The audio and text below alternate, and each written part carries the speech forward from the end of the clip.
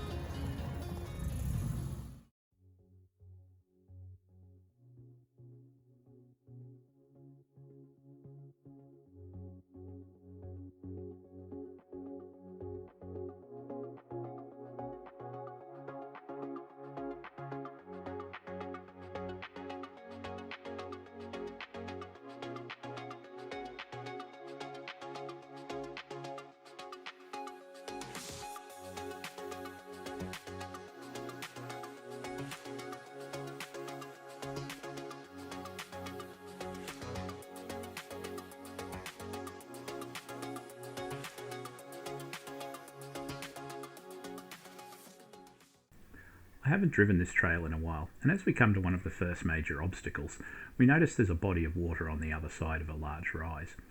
Stuart's just out checking the depth, just to make sure that we're not going to nosedive into something deeper than what we can see from the cab. It never hurts to take a couple of extra seconds to check something before just ploughing on into it. At the end of the day, we're not out here to damage our vehicles. We just want to have fun, while being as respectful as we can to the trail we're travelling.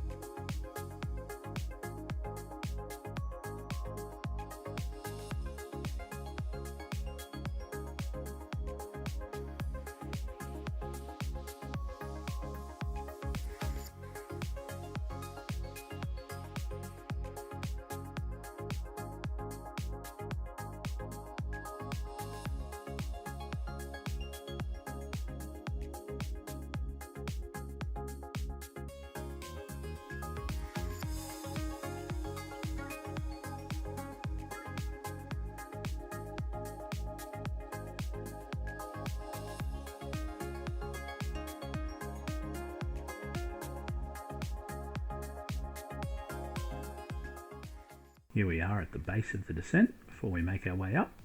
And I just thought I'd give you a bit of a look around at where we're heading. We're going all the way up there. I hope you can see that. Camera angles never do hills justice, no matter what you try and do. It is quite steep, and there's a number of little jumps and step-ups, so it's good fun.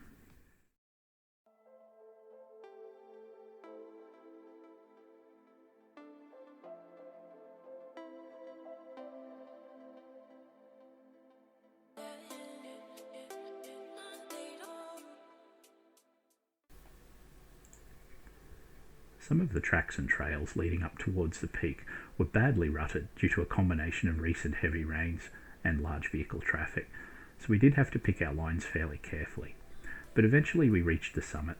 Stuart was super keen to try out his new drone and see what sort of footage he could get from the top of the peak, and myself, I was ready for a drink, so we decided this was a great place to have a break. Unfortunately, it's from here that everything began to unravel, at least from a filming perspective. The cars performed superbly, nobody was hurt, there was no damage to the vehicles, so in that sense things could certainly have been a lot worse, but from here on everything just went completely pear-shaped. Unbeknownst to me, the battery had run down on my action camera and I was no longer getting any footage from that source. And in addition, for reasons known to itself, an angry tree took exception to our presence, reached out and attacked our drone, sending it hurtling to the ground. It hit the ground with such intensity that the battery flew off into the scrub, and we spent precious minutes searching for the battery.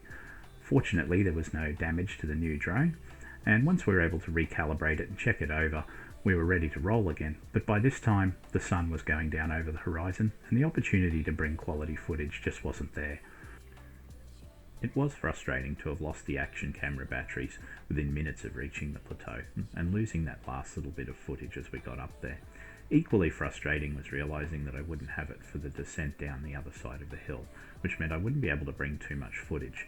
But even if I had the batteries, having left as late as we did in the afternoon with the sun coming down, the footage that we would have been able to bring would not have been of fantastic quality anyway. So it's one of those live and learn moments.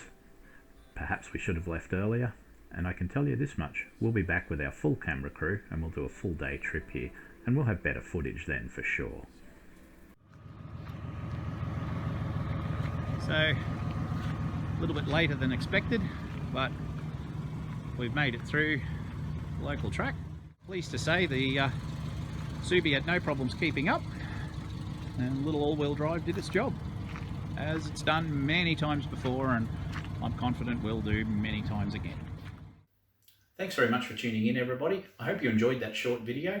It was unfortunate that things went a little bit pear-shaped on us there with regards to the filming towards the end, but as I said, we're going to have the whole ADCOA crew out there next time for a full day trip. That little trail actually forms part of a full day circuit that we like to do, and I do hope to bring that to you in a full video next time.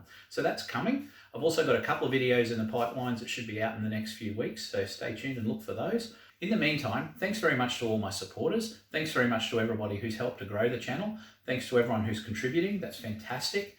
It means the world to me. If you're interested in the channel, if you like what we're about, please do hit subscribe down the bottom. If you'd like to support the channel, we've got two ways you can do that. There's merchandising through Teatree, and then there's also a Patreon account.